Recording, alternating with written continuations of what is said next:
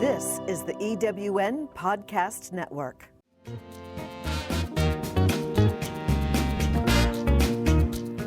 Hello, it's Cathy Worthington. And Mary Elkins. Welcome to Season 5 and our 5th year of the Late Boomers podcast. We will be bringing you exciting new interviews with guests you won't want to miss. Come along for our new journey. We hope you enjoy Late Boomers.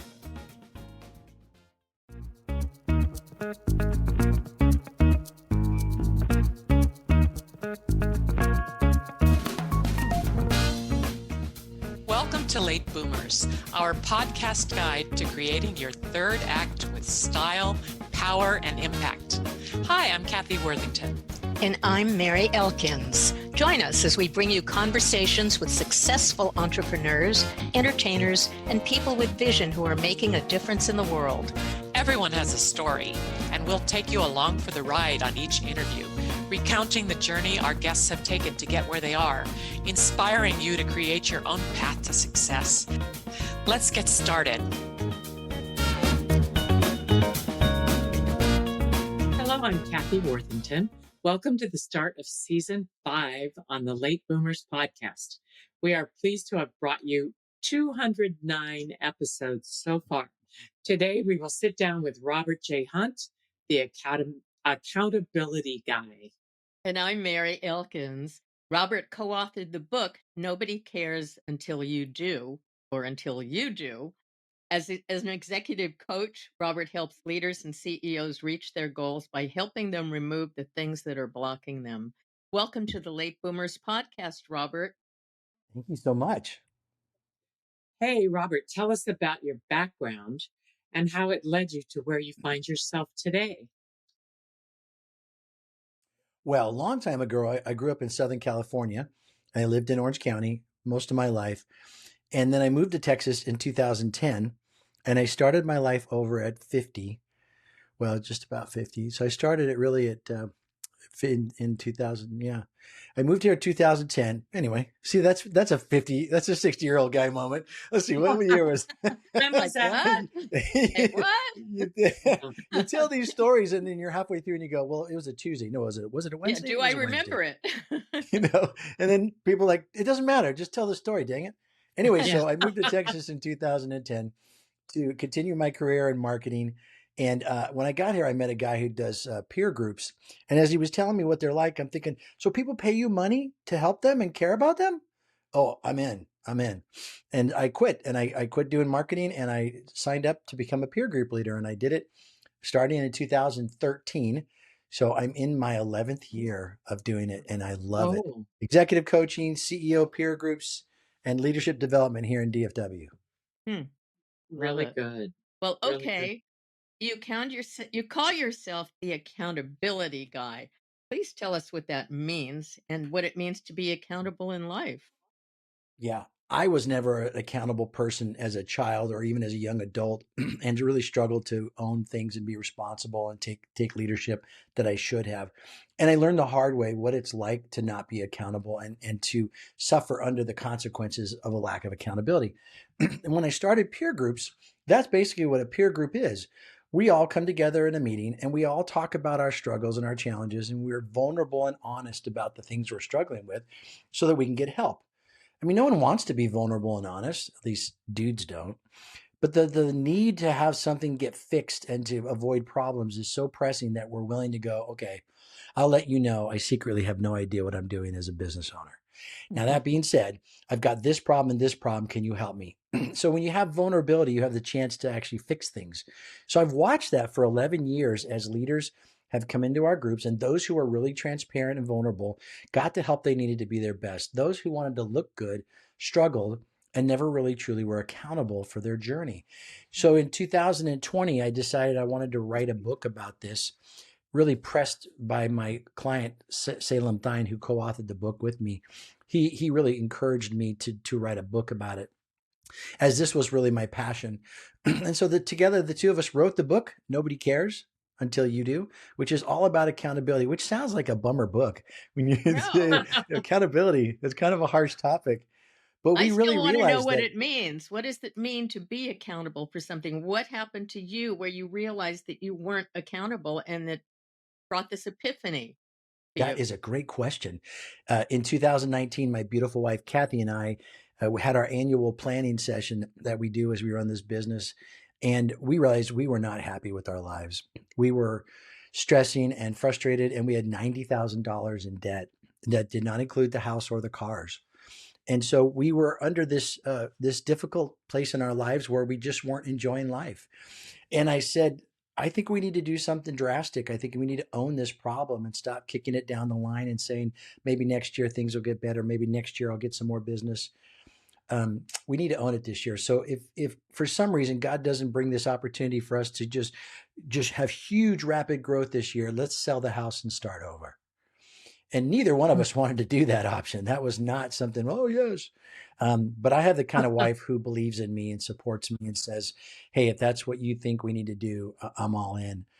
But the whole year, we didn't want to do that. We just kept trying to find ways to do it and make things happen. And it's a long story. We outline it in the book. But basically, we decided that the only solution and the best solution was to sell our house and start over.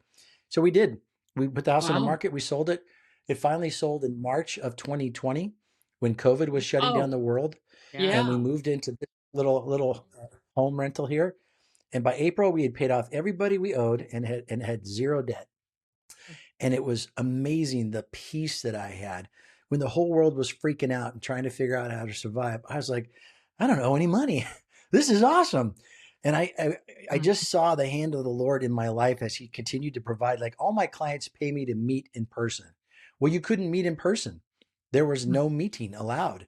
And so they kept paying me, even though we weren't meeting. And I think that's because God was kind to provide that, but they also appreciated what the group did for them. So we did Zoom calls, which we quickly learned how to do Zoom. And we Mhm. had all these calls and we survived through that. But to me, it was a turning point when I really got to that place where I said, look, nobody cares if you're broke, fat, miserable in your marriage, unhappy with your kids, unhappy with your life. Nobody cares until you do. And when you do, then you finally gain the power to do something about it. Mm, Wow, yeah. I love that. But why would you say people are not accountable? Because I know that's one of your quotes. I think people think they're accountable, but at best, most people are responsible. So Oh, if you're responsible, you show up at work and you get a paycheck for that, right? So you show up. But accountable means you actually care and you pay attention and you think, well, that's not my job, but that could be a trip. Someone could trip over that. Let me pick that up. Hey, that's not my job, but that client sounds really angry. Maybe I could help them. And where we move beyond doing something, which is responsible, to doing the thing. And the thing is you own it. Even though it's not your company, you go, well, I do work here. I do get a paycheck from here. Why don't I do this and help? Because I like to stay working here. And so when you get to a place where you start to think beyond doing something to doing the thing, that's when you're being accountable. And I think most people have got used to just doing the bare minimum in life and then complaining that things aren't the way they want it to be. Mm, well, how yeah. can you make, actually, I have a twofold question for you. How can you make employees more accountable? And how can you make your family more accountable? Key to the concept of accountability is nobody can hold anyone else accountable. We say that a lot of times, and it's really it's a misstatement because I can't make you be accountable. I can ask you the question, hey, you were going to do this. Did you get it done? And you could lie. So you're not really accountable. You could say you got it done, but it could have done so poorly that it doesn't really meet the need that I'm looking for. Mhm. So I can't make you be accountable. And we see this in all of our lives with our kids and with our employees. They'll show up and they'll do something, and you're like, how could you miss all this? This is horrible. Why would you not do this? And they're like, I did it. It's fine, because they did something. They didn't do the thing. And so what we've got to do is create a world where people want to be accountable. I can't make you accountable, but I can create an environment where we're all being accountable. We're all showing how we're accountable. We're all talking about our accountability. We're being vulnerable and transparent. So if we fail, we figure out why we failed and we don't do it again and we learn from it. But we show our numbers, we show our results, we take ownership of the result we're looking for. And so if you could do that with your kids, with your family, with your employees, they will rise up to the occasion and they will own it. And if they don't, they should not be an employee. Yeah, but it boils down to honesty. It's, can you be honest about really what you've accomplished and what you haven't remembered to do? It's being honest. Like, we all need that Yeah. little Yeah. honesty training. And self-aware too. Well, it does require a level of vulnerability. This is where I saw this in play with the CEO groups that I lead, is that when you come into a meeting, if you don't want to let people know how tight your cash flow is or how messed up your company is or how bad your employees are, you just say, hey, things are good. Things are good. But then when So, things fall apart and you go bankrupt and nobody knew anything about it, nobody could help you. So if you really, it's only because you desire a change. We say when the pain when the pain of where you are is worse than the pain of where you've got to go, you will be accountable and you will make the change. Mm. And for us, $90,000 in debt was miserable. Now, someone else hearing this podcast might go, geez, only $90,000? No big deal. Well, maybe Yeah, to because it them it's doesn't not, bother them. but to Yeah. us it was a big deal. it's a lot. Yeah. And I've And never been one to be in debt.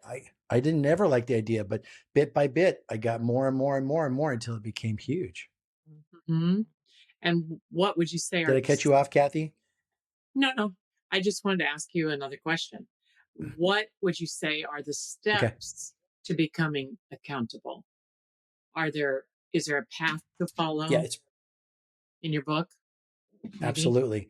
Very first thing to do is to recognize that your actions have consequences. It's in today's world that we can do whatever we want and get away with it. I can Right. say horrible things about you on social media and no one comes over and punches me in the nose. Right.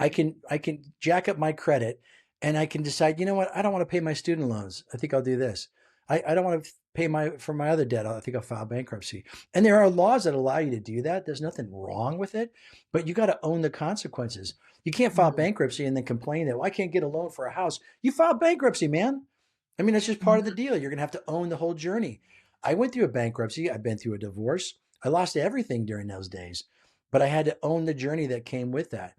So first thing is to recognize that there's consequences for your actions. And in the book, we outlined the whole structure of becoming aware and then saying nobody cares and how you solve it. So the becoming aware part is the first half of the book, where you have four things that hold you back from that cause you to live life as a victim and hold you back from having the life you want. First one is we blame. If something goes wrong, we blame. Well, it was Kathy's fault. She didn't tell me that. Okay. Mhm. If that doesn't work, we make excuses. Well, I Yeah. didn't know. This machine never sent me a notification. That's not my fault.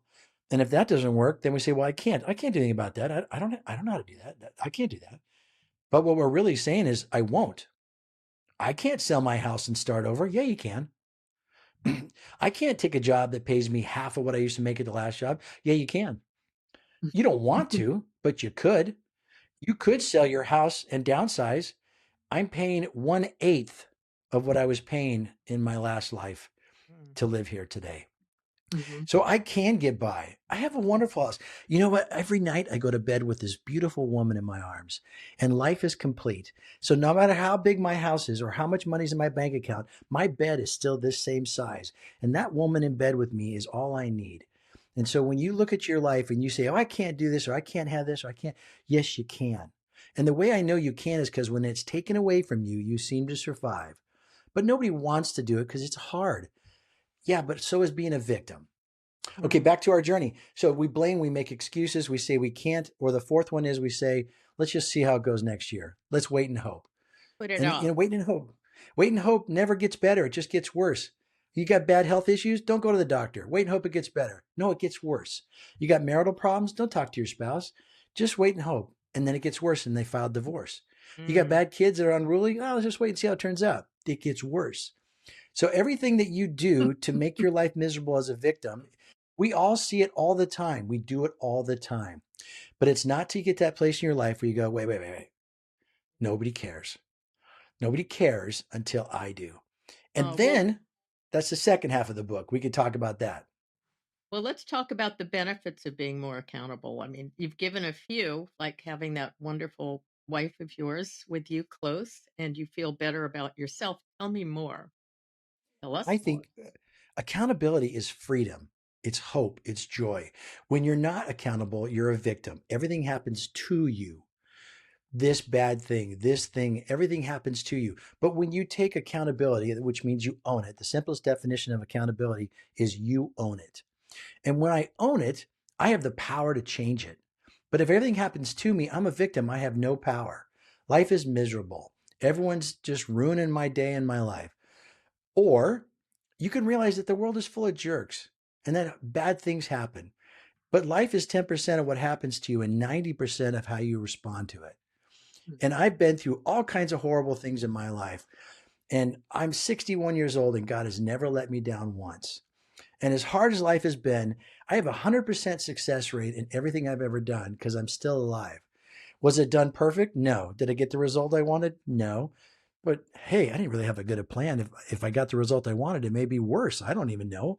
But you have to be real that you don't really know what's a good thing for your life. You think this makes sense, but what if not? And so I think those kind of confidence is what is built. I'm in charge of my life. You're building the confidence to tackle everything that comes your way and actually go and enjoy your life. Mm-hmm. Yep. Love That's it. that's a good Yeah. benefit. How do you think people can perfect a kind of a work and life balance? Mm. Well, that used to be a term we tried to chase early on in my career. There's no such Uh-huh. thing as work-life balance. The Oh, reality is you're always going to be stealing from one category to give to the other category. You'll never be balanced.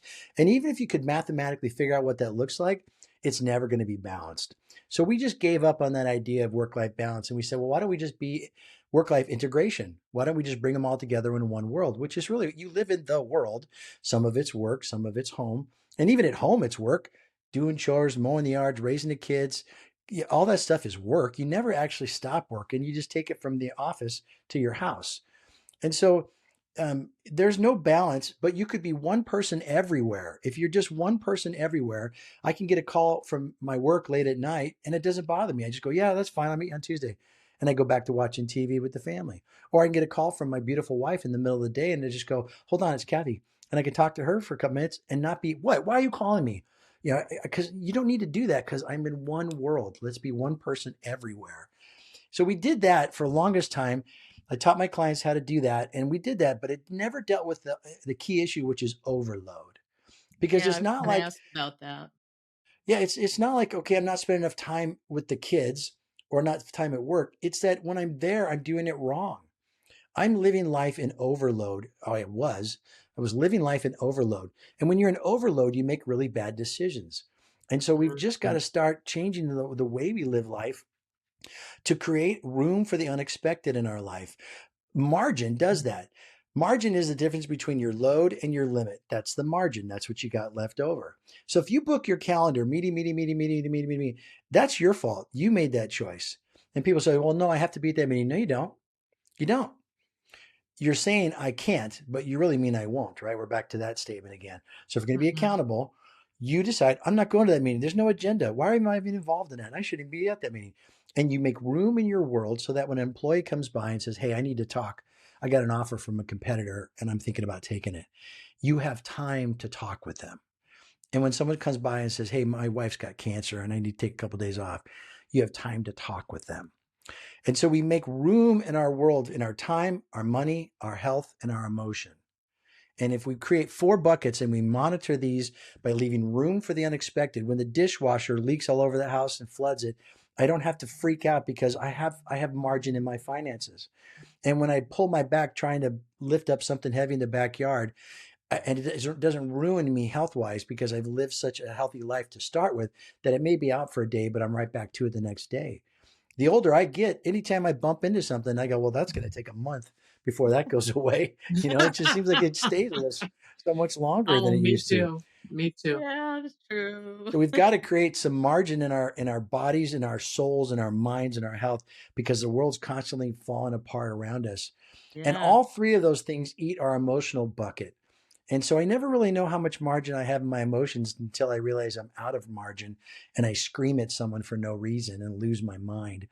Well, then I realized, okay, I guess I didn't have much margin in my emotions. So I Yeah. have taught my clients to create margin so they can live the life they really want.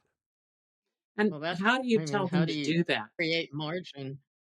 Yeah. Yeah. We practice it. Every meeting we get together, we score our margin and we measure where we're not doing well. And then we'll say, okay, so my time is busy, but I'm okay. Finances, that's not really great, but health's pretty good. I've been going to bed at a decent hour. I'm cutting back on the drinking. I'm going to eating healthier and getting to the gym a couple times. And I feel like my emotions are pretty good. Today I spent some time with the Lord before I got off the couch in the morning. I feel like I'm grounded. My wife loves me. I'm good. So let's go and address the finance side. Let's go look at that. Why are your finances out of whack? Well, I've got all these things come out. Well, let's work on that. So when you declare to yourself, again, this is where honesty comes in. You be honest with yourself and say, this Mm-hmm. is not what I want. Well, then let's fix it. But what other people, again, they'll see a problem and they'll blame something. They'll make excuses about it. They say, I can't do anything about it. But there's always something you can do. Take it from a guy who sold his house and started over. There is always something you can do. But we have to be proactive in that effort. Yeah. I hear you. Yeah. Well, to flip the Um, switch a little bit, what would you say are the top 5 traits of great CEOs? Oh, I love that question. To Mm. me, as I've watched the leaders in our groups be really good leaders, I've found that there's 5 things they do. They're always learning. If you own your own business and you're not constantly learning, you are falling behind because every year there's new tax laws, there's new regulations, there's new codes, there's new threats. All the cybersecurity world is daily invading your world, trying to steal your data and shut down your company. You have to know everything as a leader of your organization. It's daunting. And so if you're not constantly investing in learning and growing, you're falling behind. So great CEOs and business owners are always learning. The second thing they do is they make decisions. They may not always make the right decision, but they make a decision. Because sometimes it's hard out there to make a decision and with all the things going on. But we need someone who will do that, who will own it and make that decision. And then the third thing is then they own it. So if you make a decision, you stand behind your decision. And if you screwed up and you made a bad decision, all right, own the consequences and fix it from there.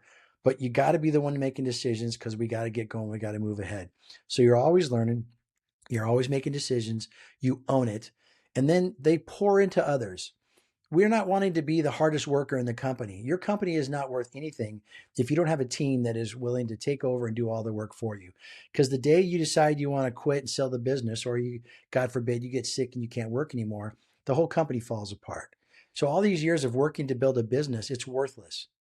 Who's going to buy your business when everything had to go through you and you were the smartest person in the company, the best salesperson, the best at whatever? Your company's not worth anything. So if you're really going to be leading, you have to be creating teams and hiring good people and empower them to get the work done without you. You should be the one who does nothing except mentor, coach, and encourage and dream of new opportunities. And the Oh, last thing that CEOs do is they drive results because you want to get the numbers done, you want to keep the task, you want to hit your goals, but you don't want to do the work. Again, you're empowering the team to lead well. And so you drive the results, but you drive it through them. You coach, mentor, care for them, look out for them, bring in new people, challenge them. That's the role of a very good leader. And then you have the room to dream and to create a new vision and to go out and meet with people who could someday buy your company and start courting them and learning about trends in the market that you can take advantage of. When you're so busy doing so much, you never have time to be creative anymore. that's true. That's true. gee And whiz, and Robert, I think another, you make it sound so easy. Gosh. Well, you're going to be busy well, doing it could something, be right? easy. Yeah, exactly. But you know what? I think a lot of that boils down to creating a space where people love what they do. Yeah, And then which you is really your empower freedom them. to do that. It's your company. You create the world you live in. If you're not happy with your company, that's your fault. No excuses, own it. Did you hire bad people? Yes, then they shouldn't be there. Did you give them a lack of clarity of what it is to do their job? That's on you. Did you build a culture where everyone yells and is mean to each other? That's on you. It is your baby. And so, as long as we are going to own this thing, we should own it because when you own it, you can change it. And that's what I want to encourage people to see. Accountability is not a bad thing. It's freedom, it's power, it's hope, because when you own it, you can change it. Mhm. That resounds very deeply. I'm going to change the topic a bit because I'd like to know about your thoughts on defining purpose in life. How do you Mm. do it? Most people can't figure it out. Well, I'll start with what I've found is that most people never think about it. They just are head Mm. down. I got to make a buck. I got to take care of my chores.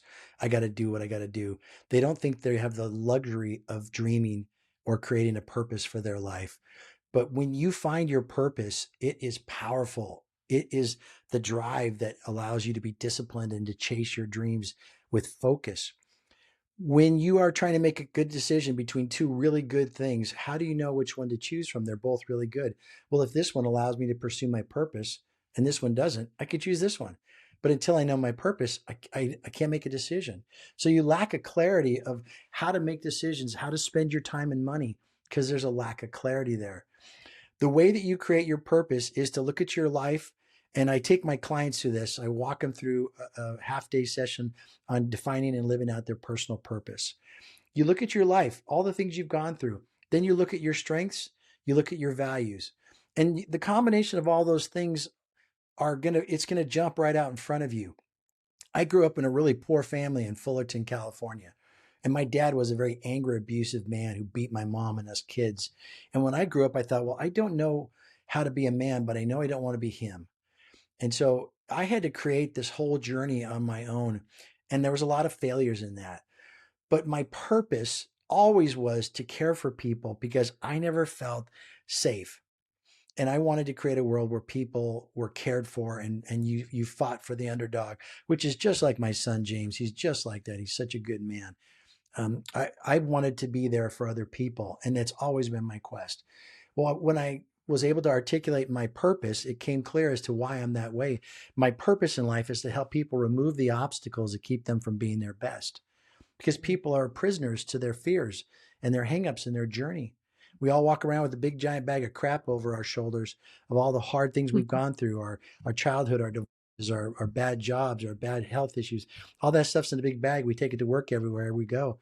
And I need to show people how to dump it out and lighten the bag so that you can get that weight off your shoulder. But then when you also get that gone, you have clarity and you can think and make decisions and dream. And so that's the purpose of why I Can you want people give to know their us purpose. can you give us one hint as to how to dump it out? Mm. Talking with someone you trust. That's why people hire me as an executive coach, but it doesn't have to be someone you pay. If you have a good friend who will not commiserate with you and not allow you to be self deprecating, yeah, I think that's the word, Yeah. not to tear yourself up, but to go, I get it. I get it. I understand. Now what? And if you can allow them to dump out those things, we just need a safe place to be real and say, I was hurt, or hey, I have fears, or I don't like this. And then that friend should encourage you to seek, along the lines of your purpose in life. Well, what do you want to do about it? And then you have to lighten the load if you're going to pick up another load. I have a beautiful wife and two children. And even though my children are adults, I still care for them, look out for them, pray for them, fight for them. That's a burden I will carry till I'm dead. So I picked up the load of a wife and two kids many years ago. So I had to dump down the other load, which was the anger at my father and the disappointment in my life and the fear and the hangups. There was not enough. I wasn't strong enough to carry two bags of crap. I could only have one. Mm-hmm. And so I just purposely practiced taking that to the Lord and saying, I just need to get rid of this. And then bit by bit, I had people in my life who would listen to me and say, hey, man, I love you, but that sounds like you're being a whiny baby. And I needed to hear that Mm-hmm. from people who I respected and cared about because I was being a whiny baby and it Yeah. really wasn't helping. Tell us a little bit more about your adult children and the book you're reading that you mentioned before we came on the air. Oh, yes, Raising Adult Children by Jim Burns, I think is who writes it. And, my kids are super smart and they're confident adults. And now they're telling me how to vote and why I'm choosing wrong and all this good stuff. And it's irritating. I went from being in total control and telling them how to live their lives to being completely out of control in that realm. But I have two choices. I either get alienated by them and we have no relationship, or I need to adjust. And I have learned that I need to adjust a lot because I make decisions normally in fear. Well, if I don't make you get out of your room more often and go talk to people, you'll be this weirdo guy who can't get a job, who sits in his room and watches his computer all day. Therefore, get out of the house and do something. Well, maybe he won't. Maybe he'll be a computer programmer. Maybe he'll be a guy who acclimates just fine. And when I was a kid, I watched a ton of TV. I had a TV in my room and I spent a lot of hours watching TV. And then I got out in the real world and I figured, I got to work. I got to show up. And so I wasn't able to watch TV like I wanted to. So I manned up and I got it done. But I'm making decisions out of fear and I need to make decisions out of love. And I love my kids and they're awesome.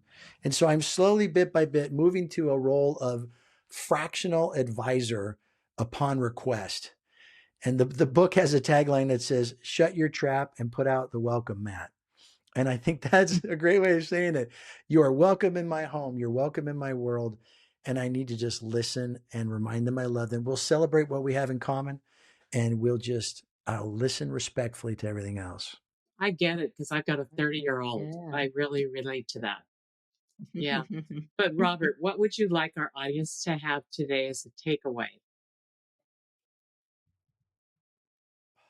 I would love for you to have peace in your life.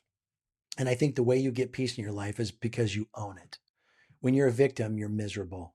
So the way that you have peace in your life is through accountability. So you don't have to buy my book. You can go to my website for free and you could download the satisfaction assessment or take it online and go and declare to yourself where you're not satisfied and then do something about it. You can watch all the videos. You can even email me and I'll just talk to you. But I really want to help people to not be miserable in their lives and to have real peace. But that's something you have to own.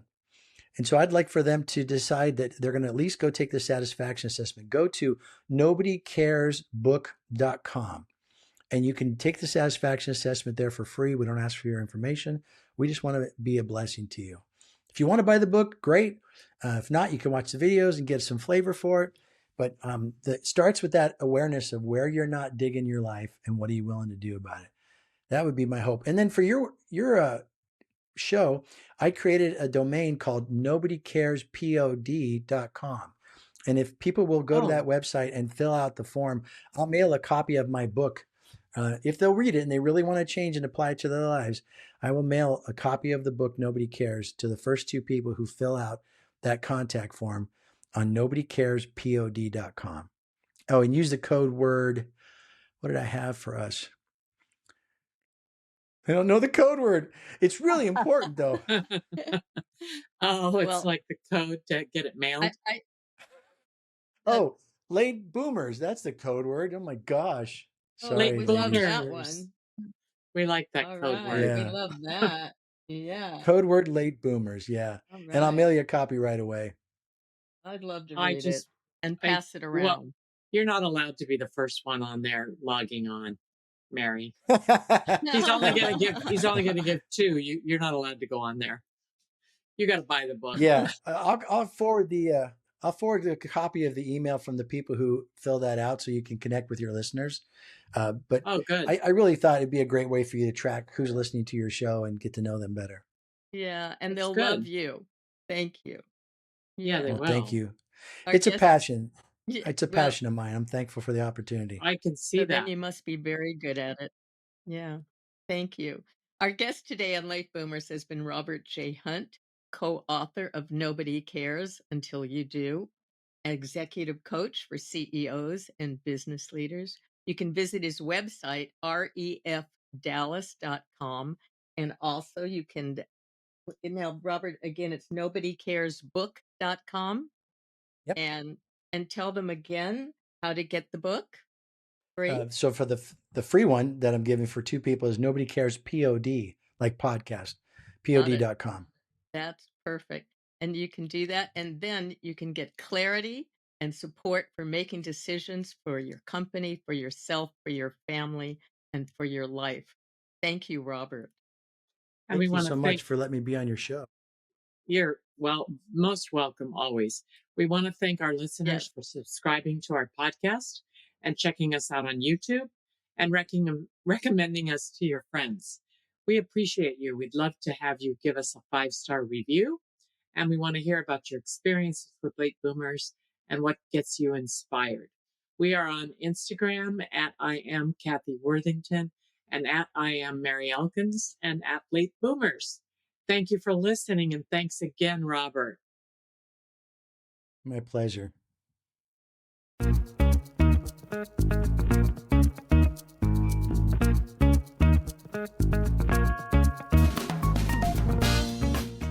Thank you for joining us on Late Boomers, the podcast that is your guide to creating a third act with style, power, and impact.